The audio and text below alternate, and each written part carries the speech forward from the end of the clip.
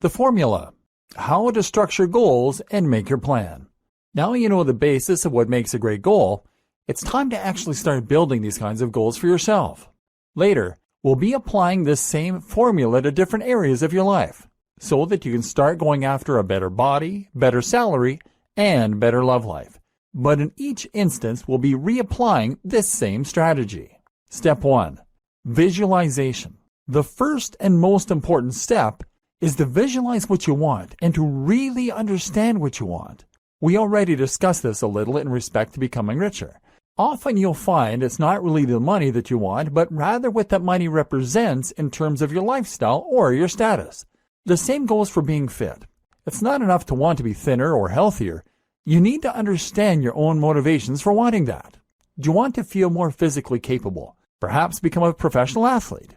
Do you want to prevent the deterioration that many experience as they age? Do you want to look amazing so that you can be more successful with the opposite sex? The best way to get an idea of what you want from life in any given area is often just to visualize the future. That means closing your eyes and just calling to mind your ideal future. Where are you? What do you look like? What do you do for a living? Who are you with? By picturing your future in this abstract way, you'll be able to start analyzing what it is that you're actually trying to accomplish, and from there, you can begin to look at the more concrete steps you need to take in order to get there. Some other strategies that can help with this are looking at your role models and seeing what they have in common, thinking about the things that excite you, your hobbies, the things you're a fan of, etc. Thinking about the last time you felt truly happy or truly alive.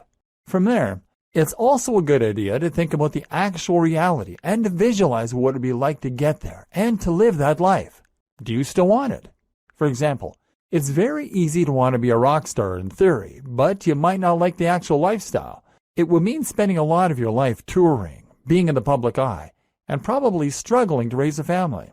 This is why we're thinking in abstractions at this point, because you may find that the reality of being a rock star is not something you really want, in which case, you're going to start again and tap into what it was about that lifestyle that appealed to you. Are there other ways you can satisfy the same emotional goals? If you want to be recognized for your music, then you could try playing an instrument on YouTube or Bandcamp. If you just want to be a professional musician, then you could compose music for computer games or videos. But it doesn't all have to be about your career either.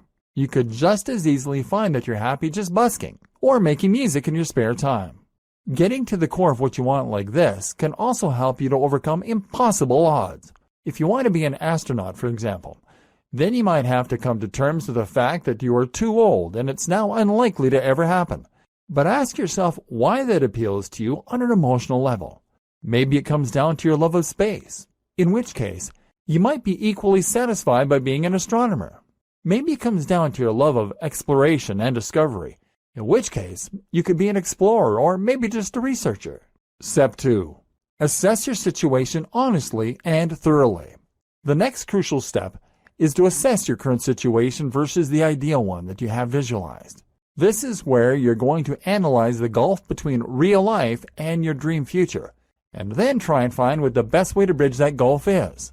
Making an honest appraisal of your current situation is a very important way to assess your current position and to thereby get an idea of your strengths and weaknesses.